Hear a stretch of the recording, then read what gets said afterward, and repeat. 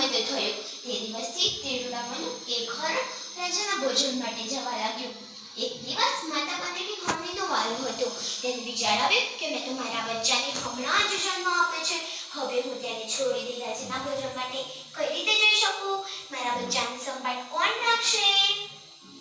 આવું વિચારીને તે મુખ્યા પાસે ગઈ અને કહ્યું, મેં મારા બચ્ચાને હમણાં જ જન્મ આપ્યો છે. મારા બચ્ચાને મારી જરૂર છે. હવે હું તેને છોડી દઈ રાજાના ભોજન માટે કઈ રીતે જઈ શકું? મુખ્યાની આ વાત સાંભળીને તેનું હૃદય રમી ગયું અને તે માતા બનેલી હરણીના સ્થાને પોતે જ રાજાના ભોજન માટે જવા લાગ્યો. મુખ્યને જતી આવેલો જોઈને રાજાને નવાઈ લાગી.